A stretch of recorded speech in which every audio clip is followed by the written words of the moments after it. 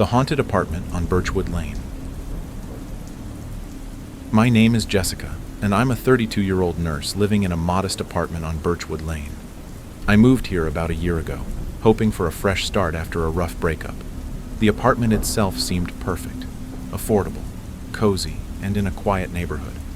Little did I know, it had a history that would come to haunt me. It all started with small, unsettling incidents. At first, it was just the occasional misplaced item. I'm a neat freak, so I have a pretty good idea where everything is supposed to be. But I would find my keys in the kitchen when I distinctly remembered leaving them on the coffee table, or my books moved from the shelf to the floor. I chalked it up to being distracted or stressed. Then came the noises. Strange, unexplainable sounds in the middle of the night. I would hear faint footsteps pacing back and forth in the hallway, the creaking of floorboards, and a soft humming sound that seemed to come from the walls themselves. I tried to ignore it, telling myself it was just the building settling or the neighbors making noise. One night, I was on the phone with my best friend Emily. We were catching up, and I casually mentioned the odd occurrences. Emily, always the skeptic, laughed it off and said it was probably just my imagination running wild. I laughed too, trying to convince myself she was right, but deep down, I knew something wasn't right. The turning point came about 3 months after I moved in. It was a particularly cold night, and I had just settled into bed with a good book. As I read, I felt a sudden chill in the room, much colder than usual. I glanced at the thermostat, but it read a normal temperature. Then, out of nowhere, the lights started flickering. I sat up, my heart pounding, and tried to calm myself down. It's just a power surge, I told myself. But the flickering continued, and then the bedroom door, which I had closed, slowly creaked open. I froze, staring at the dark hallway beyond the door. I could feel a presence, something watching me from the shadows. Summoning all my courage, I got out of bed and walked towards the door. I reached for the light switch, but the lights went out completely, plunging the apartment into darkness. Panic set in, and I fumbled for my phone to use the flashlight. As I turned it on, I saw a shadowy figure standing at the end of the hallway. It was tall, with indistinct features, but I could feel its eyes on me. I let out a scream and the figure vanished. The lights flickered back on, and I was alone again, my heart racing and my mind spinning. I knew I couldn't stay in the apartment alone that night. I grabbed my coat and rushed out, heading to Emily's place. She was surprised to see me so late, but when I told her what happened, she didn't laugh. She could see the fear in my eyes. The next day, Emily and I did some research on the apartment building. We found out that a previous tenant, a young woman, had mysteriously disappeared several years ago. Her body was never found, and the case remained unsolved. There were rumors among the neighbors that her spirit still lingered, unable to rest. Determined to get to the bottom of this, Emily and I contacted a local paranormal investigator. He came to the apartment with his equipment and began to investigate. He set up cameras, motion detectors, and other gadgets I didn't even recognize. As night fell, we sat in the living room watching the monitors intently. For a while, nothing happened. Then, just as the clock struck midnight, the temperature in the room dropped dramatically. We could see our breath in the air, and the hair on the back of my neck stood up. Suddenly, the motion detectors went off, and we saw it on the monitor. The same shadowy figure I had seen before, moving slowly down the hallway. The investigator tried to communicate with it, asking who it was and what it wanted. The figure stopped, and for a moment it seemed like nothing would happen. But then, a cold, hollow voice echoed through the apartment saying, "Help me." The investigator asked how we could help, but the figure faded away, and the temperature returned to normal. We sat there, stunned, trying to process what we had just witnessed. The investigator suggested that the spirit might be trying to communicate something about its disappearance, and that it needed closure to move on. Over the next few weeks, we continued to experience strange occurrences. The figure appeared several more times, each time uttering the same plea for help. We decided to dig deeper into the history of the building, hoping to find some clue that could help the spirit find peace. We discovered that the missing woman had been involved in a tumultuous relationship with a man who had a history of violence. He had been a suspect in her disappearance but was never charged due to lack of evidence. Determined to help, we reached out to a local historian who had access to old police records and other documents. Through our research, we uncovered new evidence that pointed to the ex-boyfriend's involvement in the woman's disappearance. Armed with this information, we went to the police and convinced them to reopen the case. They conducted a new investigation and eventually found enough evidence to arrest the ex-boyfriend. The night he was arrested, the atmosphere in the apartment changed. The air felt lighter, and the sense of unease that had plagued me for months seemed to lift. That night, as I lay in bed, I saw the figure one last time. It stood at the foot of my bed, its features clearer than ever before. It was the woman, and she looked at me with a sad but grateful expression. "Thank you," she whispered, before fading away into the darkness.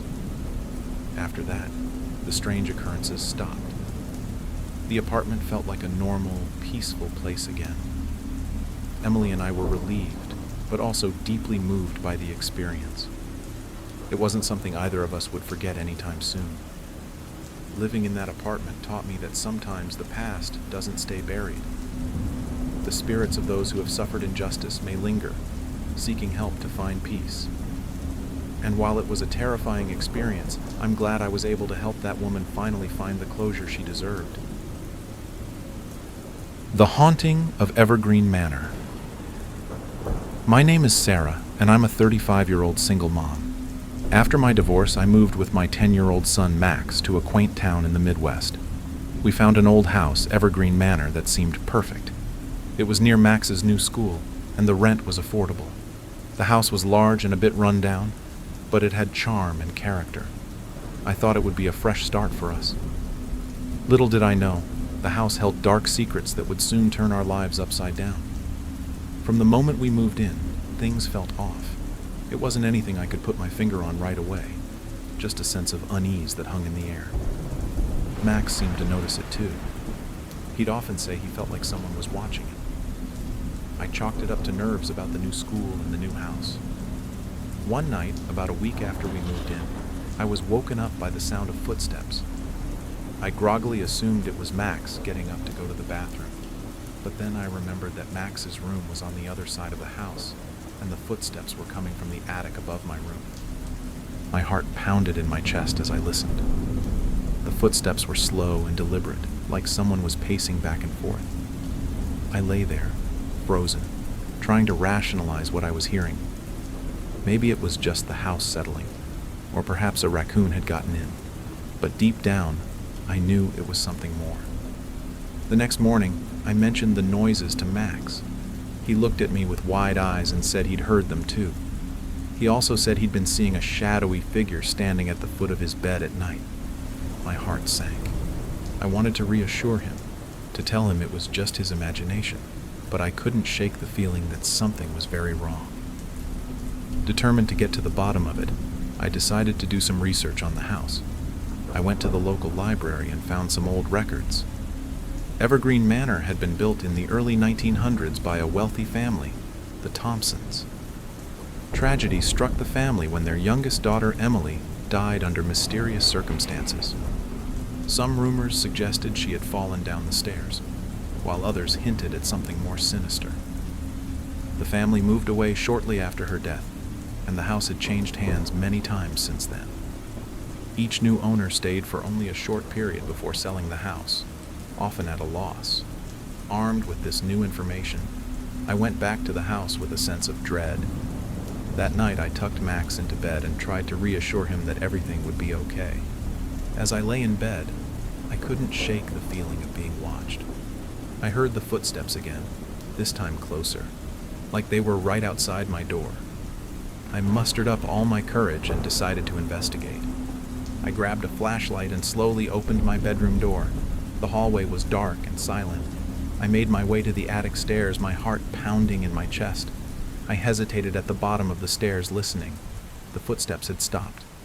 I took a deep breath and started to climb. The stairs creaked under my weight, and the air grew colder with each step.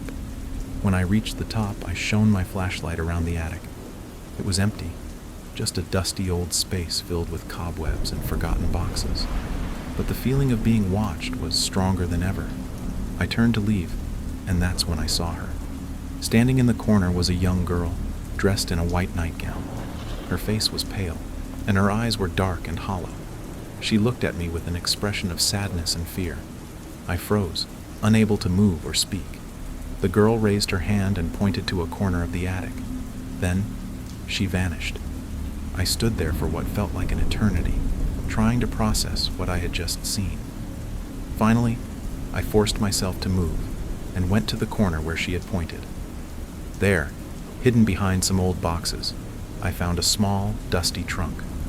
I opened it and found old photographs and letters. The letters were from Emily Thompson, written to her parents. They spoke of her loneliness and fear, of something dark and evil that haunted her dreams. My hands shook as I read them, and I felt a chill run down my spine. I knew I had to do something to help her. The next day, I reached out to a local historian, Mrs. Anderson, who specialized in the town's history. I told her about the noises and the ghostly figure, and she agreed to come to the house. Mrs. Anderson arrived with a bundle of sage and some candles. She explained that we needed to perform a cleansing ritual to help Emily find peace. We started in the attic, lighting the sage and walking around the space, chanting prayers for Emily's soul. As we moved through the house, the air grew lighter, and the oppressive feeling began to lift. We went through each room, finally ending in Max's bedroom. As we finished the ritual, I felt a sense of relief wash over me. Mrs. Anderson assured me that Emily's spirit had been trapped in the house, but that we had helped her find peace. That night, for the first time since we moved in, the house was silent. Max slept peacefully, and I didn't hear any footsteps or feel any sense of being watched. The next morning, I found a small, delicate locket on my nightstand. It was old and tarnished, with an engraving of the letter E. I knew it was Emily's way of thanking me. I kept the locket as a reminder of the young girl who had been trapped in the house for so long. Life slowly returned to normal. Max made new friends at school, and I started to feel at home in Evergreen Manor. The house no longer felt eerie or oppressive. Instead, it felt like a place of peace and healing. We had helped a lost soul find rest, and in doing so, we had found a new beginning for ourselves. The experience left me with a deeper understanding of the unseen world, and a sense of respect for the spirits that linger among us. The entity in the old farmhouse. My name is Mark, and I'm a 28-year-old history teacher. I've always been fascinated by old buildings and the stories they hold. So, when I found an old farmhouse for sale in the countryside, I jumped at the chance to buy it. The house was over 100 years old, with creaky wooden floors and a wraparound porch. It was a fixer-upper, but I saw potential in it. Little did I know, the house had a dark past that would soon reveal itself in terrifying ways.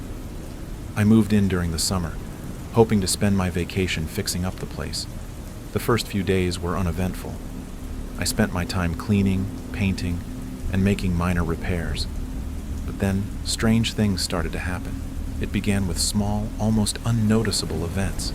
Tools would go missing, only to turn up in odd places. Doors would creak open on their own, and I'd hear faint whispers in the middle of the night. One evening, as I was working on the porch, I heard a noise coming from inside the house. It sounded like footsteps, but I was sure I was alone. I grabbed a flashlight and went inside to investigate. The house was dark and silent. I checked every room, but found nothing out of the ordinary. I chalked it up to the house settling and went back to work. But the noises continued, growing louder and more frequent. I'd hear footsteps in the hallway, whispers in the attic, and sometimes a low, guttural growl that sent chills down my spine. One night I woke up to the sound of something scratching at my bedroom door. I jumped out of bed, heart pounding, and opened the door. There was nothing there, but the scratching continued, this time coming from inside the walls. Desperate for answers, I did some research on the house. I discovered that it had once belonged to a family called the Millers. They had lived there for several generations, but the house had been abandoned for decades after a series of tragic events. The last owner, Jacob Miller, had been accused of practicing dark magic and had died under mysterious circumstances. Some said he had summoned an evil entity that still haunted the house. Determined to get to the bottom of it, I reached out to a local paranormal investigator, Jenna. She agreed to come to the house and conduct an investigation. Jenna arrived with her equipment and set up cameras and audio recorders throughout the house. We spent the night going room to room, asking questions and trying to make contact with whatever was haunting the place. As the night went on, the activity escalated. We heard footsteps, whispers, and even saw shadowy figures moving through the house. Jenna captured several EVPs, or electronic voice phenomena, that seemed to respond to our questions. One EVP in particular sent chills down my spine. When asked who was haunting the house, a voice replied, "Jacob." Jenna suggested we perform a cleansing ritual to try and banish the entity. We gathered in the living room, lighting candles and burning sage. As we chanted prayers, the air grew colder and the room filled with an oppressive energy. Suddenly, the candles flickered and went out, and we heard a loud crash from the kitchen. We rushed to the kitchen and found all the cabinets and drawers open, their contents scattered across the floor. The atmosphere was thick with tension, and I felt a cold hand grip my shoulder. I spun around, but there was no one there. Jenna continued the ritual, her voice strong and unwavering. As she recited the final incantation, a loud, guttural growl filled the room. The air grew warmer, and the oppressive energy began to dissipate. The candles flickered back to life, and the house fell silent. We had succeeded in banishing the entity. The next morning, I found a dusty old book in the attic, hidden behind a loose board. It was Jacob Miller's journal, filled with dark spells and rituals. I took it to Jenna, who agreed to take it and keep it safe, away from anyone who might try to use its contents. With the entity gone, the house felt different. It was no longer filled with an oppressive energy. Instead, it felt like a home.